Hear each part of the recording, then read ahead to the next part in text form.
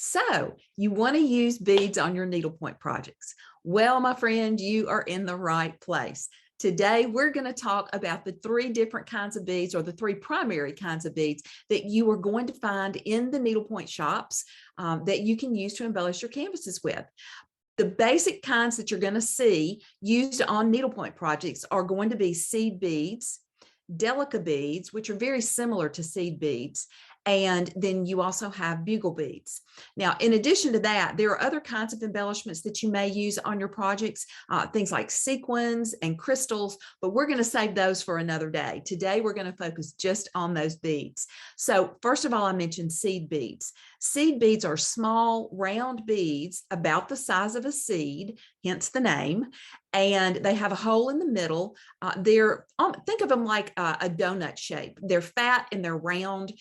The centers of those beads, the holes that run through the center, are not always uniform because of the way they're manufactured. There's just not a whole lot of consistency. So a lot of times you'll get seed beads and you may not be able to get your needle through the center of the bead every time. So you may end up having some waste. You may have some that you'll just have to toss because your beading needle will not fit through the hole in the middle. That's just par for the course. It's normal. So don't think there's something wrong with your beads. Just know that that's pretty common when you're working with seed beads. The other kind of bead that's a tiny little bead that's very much like a seed bead, and many times people use these interchangeably, is a Delica bead. A Delica bead is a cylindrical bead. So that means that it's the same size all the way around. And in other words, it's not fat like a donut and then it has a hole in the middle, and sometimes the donuts are more fat than others. Sometimes they're really more round, sometimes they're more oval shaped. With the Delica beads, those are, due to the way they're manufactured, much more consistent in their shape and also in the hole size. I very rarely come across a Delica bead where I have to toss it because I can't get the needle through the center. In fact, just thinking about it, I'm not sure I've ever come across a Delica that I've had to toss because I couldn't get the needle through the hole in the middle. And then you have your bugle beads. Bugle beads are simply long cylinders or longer cylinders. They're larger Delicas. The same process is followed to create a Delica bead as is used to create a bugle bead. So when you think about those fancy evening gowns that have the long beads on them, those are bugle beads a lot of the time. So I have some beads that I've poured out into my bead case, and I'm going to switch cameras and show you what those different beads are so you can begin to get an idea for the different shapes and some of the differences between the two different kinds of beads. So let's take a look at those bead samples.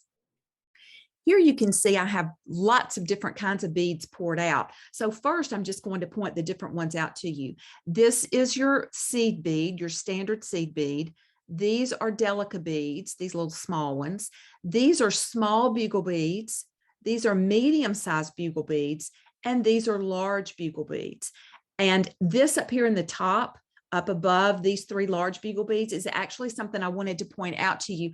This is a broken bugle bead that was in the case or the box with these long bugle beads. So as you can see, the larger beads are a little bit more fragile than, say, some of these smaller kinds of beads. So just a warning to be on the lookout and think about too, when you're using the larger bugle beads, you're going to want to make sure that you use them in a place on a canvas where they're not going to be in danger of getting broken. So again, that's just kind of my warning for you there.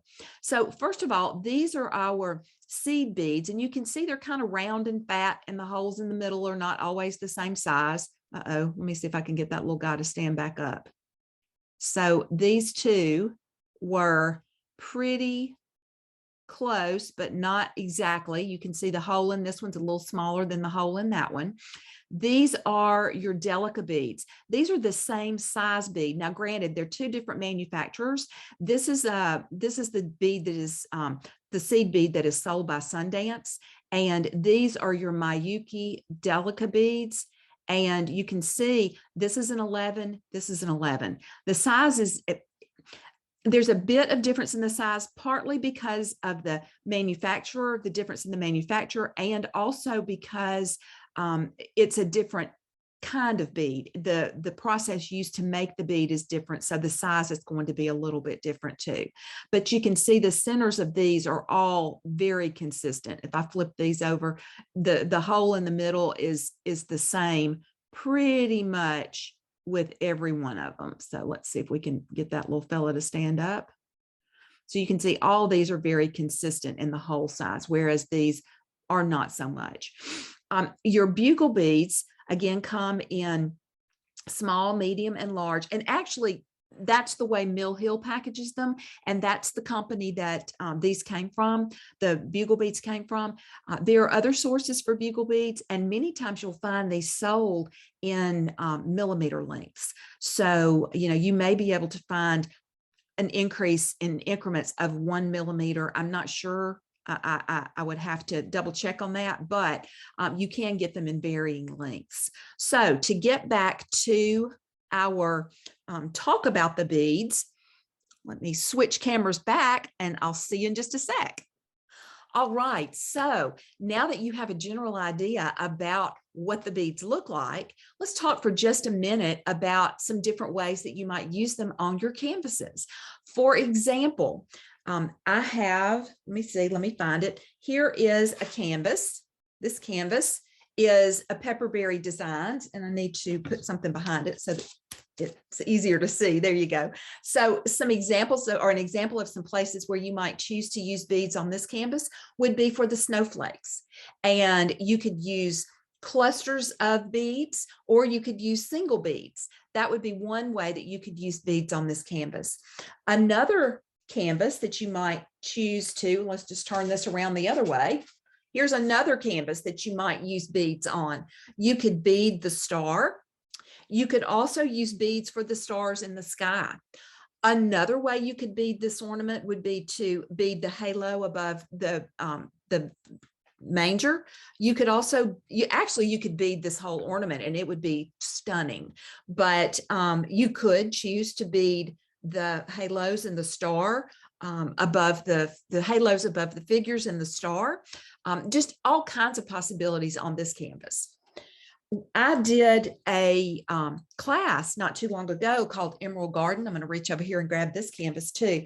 This canvas, I used beads in the centers of some of the flowers. So there are beads in the center of this flower. These are boho beads in the center of this flower. These are faceted beads. So that's a little bit different than what we're talking about here today, but another possibility, another kind of bead. Let's see. And this is messy beading. So these are seed beads that I used to create the center of this flower. And I used a technique called messy beading. And if you're interested in learning more about how to do that, be sure and check out the video here on our YouTube channel called, I think it's How to Use Beads on Your Needlepoint Canvas. Pretty original there, huh? So that's another way that you can use beads.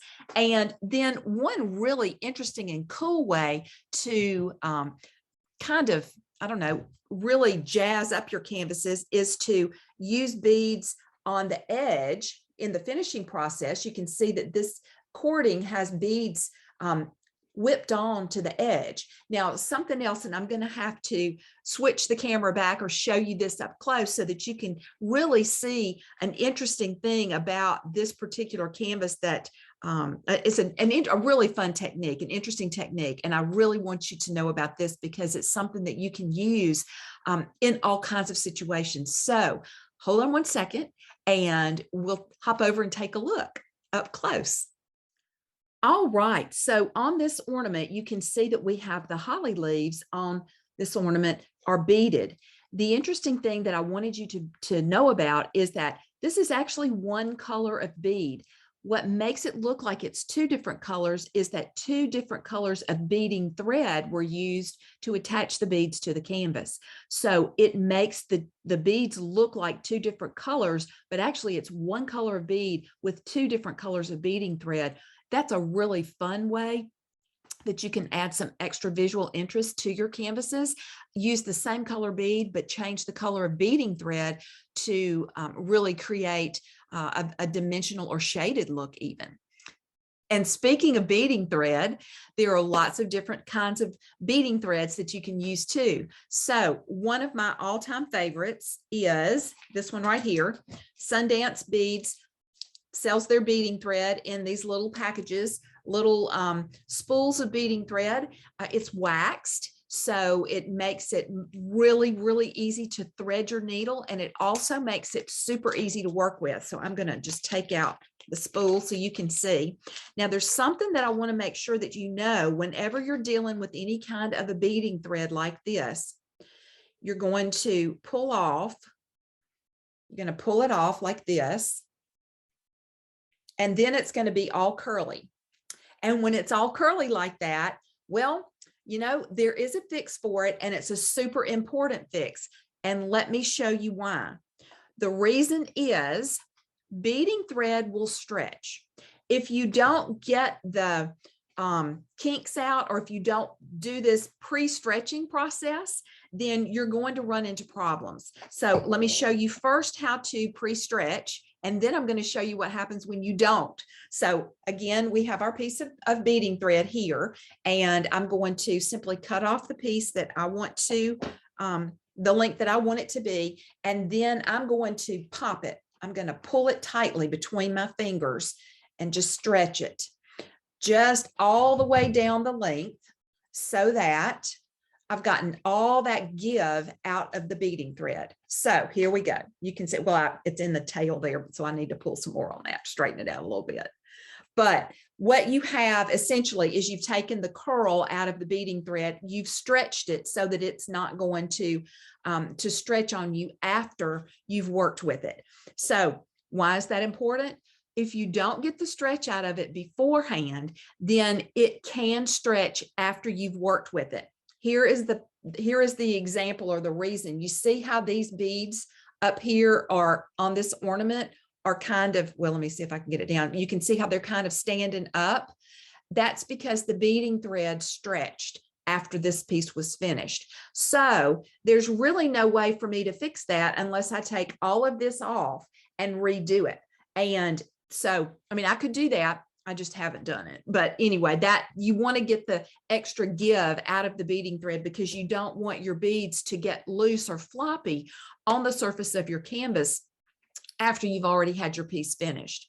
Another thing, and I mentioned just a second ago, I mentioned beading needles. Beading needles, my favorite beading needles are these Bowen beading needles, size 10 Bowen beading needles. My go-to beading needles because they're super easy to work with. They have a relatively decent size eye, which makes it really nice, makes it easier for me to thread them. The eye's still very small, but it's bigger than some beading needles. They're easy to manage because they're short, and so it's easy to manipulate them into tight spaces too. Other kinds of beading thread that you can use. Nemo is a kind of beading thread that's commonly found in jewelry making or bead shops. There's another kind of thread that you can actually get on Amazon if you don't live in a place close to a needlework shop or to a shop that sells beads for jewelry making, and that's this S-line thread. And you can get this in these tubes, which I love because they come in these color assortments. So I've bought these three, and they'll last you forever, because a spool of beading thread will last a really long time, especially when you get into these multiple colors, because usually you're not going to bead an entire canvas. Now, sometimes you will, but not a lot of times. So these are the three color combinations that I bought. This one is flower colors, and it's size D, just for, and yeah, for those of you that maybe want to get your hands on some beading thread, you always are going to want to order a size D if you're getting Nemo or if you're using the S-line thread. This is the one that's called flower colors. So it's got your oranges and reds and purples and pinks. And this one is called, doesn't have a name, but this is your neutrals. So it's your browns and beiges and white and black. And then this one is, this one doesn't have, well, I'll be darned, this one doesn't have a name either, but this is your watery colors, your blues and greens, and your grass and trees, foliage, that kind of thing. So your blues and greens and just some really pretty colors in there, and they work very well with the bead colors. The bead thread color doesn't have to match the bead color exactly, but it is a pretty good idea if you don't want the thread to show, to get the match as close as possible. That being said, if you don't have a thread, a bead thread or a beading thread in your stash that matches the color of bead that you want to use on your canvas, you can always use an embroidery floss, a cotton embroidery floss, or a sewing thread. I typically wax mine if I'm not using a beading thread. So I'll take natural beeswax, and I do like to use 100% natural beeswax on my thread in order to make it easier to work with. It strengthens it a little bit too. So you can bead cotton sewing thread, you can bead cotton embroidery floss, and you can also use silk embroidery floss. If I'm going to do any type of an embroidery thread, I will again double the thread. Same thing. I just use one strand though of a divisible thread. So in other words, if you're using DMC cotton embroidery floss, pull out one strand, and then the same is true for something like Splendor, a divisible silk embroidery floss. Pull out one strand and then double it and work with it that way. All right, now that we have talked about the different kinds of beads, the different kinds of beading thread, the kind of beading needle I like to use, what do you say we talk just a minute about how to store beads? Of course, because they come in tubes, this kind of tube, wait a minute, here's my other one, this kind of tube. This is just basically, it has to do with the manufacturer. So these small tubes like this in needlepoint shops are typically beads from the collection designs. And then the beads that are in the tall skinny tubes, these are typically Sundance beads. So many times if you're working on a canvas and you have a stitch guide, the person that wrote the stitch guide will tell you what kind of bead. They'll actually give you the name of the color and the number so that you can, for example, this is color 420 and this is a size 11. Oh, and that's something that I needed to make sure I mentioned for you, to you as well. Beads come in different sizes, but the sizes that we typically use on needlepoint canvases are sizes 11 or 14 or 15. Size 11 is most commonly used on 13 mesh canvas, and sizes 14 and 15 are most commonly used on 18 mesh canvas. So just a general guideline for you there. That doesn't mean that you can't use each one on the other size canvas. It's just that those are the sizes of canvas that each one is typically used on. Again, 11s are typically used on size 13 canvas, and 14s and 15s are typically used on 18 mesh canvas. To organize your beads, you can obviously, keep them in the tubes like this. And then if you have some type of a drawer system that you could get at a place like the Container Store, you might want to get plastic shoe boxes, clear plastic shoe boxes, and sort them by color. That's typically how I sort everything. I sort threads by color. I sort beads by color and embellishments by color. And then if I have, in my canvases though, are done a little bit differently. But as far as the materials that I use to stitch those canvases, I do tend to sort everything by color. And then within color, I sort by size. So in other words, if I had lots of white beads, then I would have them sorted by size. And then within that size category or subcategory, I would have them divided up by maybe type. So in other words, if I were working on sorting my white beads, then I would have a basket of white beads or a bucket of white beads. Inside that white bucket, they would be divided by size, 11s, 14s, and 15s, or any other sizes I might have too. If I had bugle beads, of course, I'd have them divided up by the kind. And then inside of the different sizes, for example, if I had white size 11 seed beads, then I would divide those up by the company, by the manufacturer, because there are some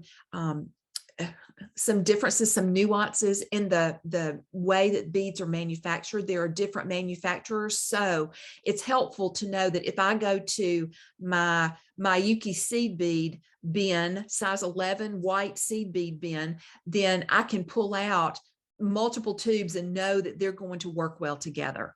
If I had a mix of different companies all together, I might end up with some differences in the way the beads look. So in order to maintain consistency, which is one of the things that I think is really important, if you start with say a size 11 Sundance seed bead, you are going to want to stick with a size 11 Sundance seed bead. Don't go mixing them up unless you want a really regular look, because it's going to be a little bit jarring to the eye if you start getting beads that are from different companies, because there's not that same consistency. Although, as I mentioned earlier, seed beads can be a little bit inconsistent in the way they look because of the way they're manufactured. So if you want consistency, if you want to do some things like brick stitch beading or basket weave beading, I would suggest going with Delicas, because the Delicas are going to be much more consistent in size and in shape. So, all right. So one easy way to organize,